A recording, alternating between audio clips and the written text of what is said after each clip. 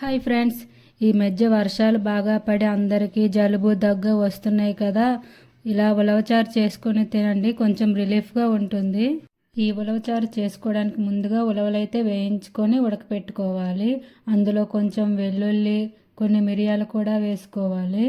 ఇంకా దీన్ని మిక్సీలో వేసి మెత్తని పేస్ట్ లాగా చేసుకోవాలి.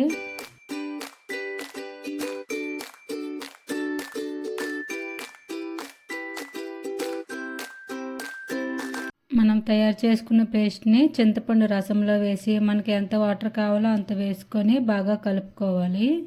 ఆ గిన్నెని స్టవ్ పై పెట్టుకొని మనకు సరిపడినంత సాల్ట్, కారం, పసుపు, ధనియాల పొడి కూడా వేసుకొని బాగా మరగనివ్వాలి. చారుని అయితే బాగా మరగనివ్వాలి, అప్పుడే మనకు టేస్ట్ చాలా బాగుంటుంది. ఈ చారు అయితే మనం వారానికి ఒకసారి అలా చేసుకుంటే హెల్త్కి అయితే చాలా మంచిది. ఇంకా ఇందులోనే చిన్న అల్లం ముక్క కూడా దంచి వేసుకోండి, చాలా బాగుంటుంది. మేము ఈ మధ్య ఊరెళ్ళాం కదా, మా పిల్లలకైతే బాగా జలుబు చేసింది, అందుకని నేను కూడా ఈ చారు చేస్తున్నా.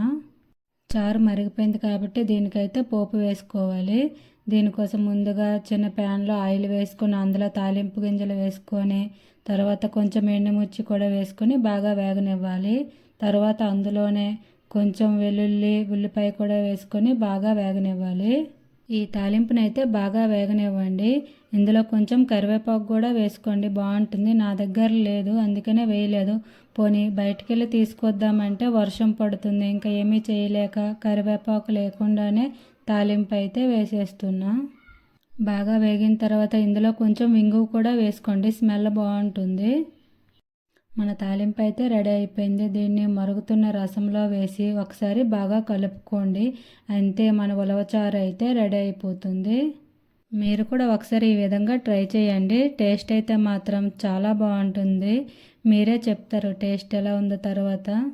మన ఉలవచారు అయితే రెడీ అయిపోయింది కదా, ఇంకా లేట్ ఎందుకు, తినడానికైతే నేను కూడా రెడీ అయిపోయాను. వేడి వేడి అన్నం కొంచెం పెట్టుకొని మనం తయారు చేసుకున్న ఉలవచారు అండ్ బెండకాయ ఫ్రై కూడా వేసుకున్నాం. ఎన్ని ఉన్నా అప్పడం లేకుండా అయితే మన మీల్ పూర్తి అవ్వదు కదా. ఇంట్లో తయారు చేసుకున్న అప్పడం కూడా వేసుకున్నాం.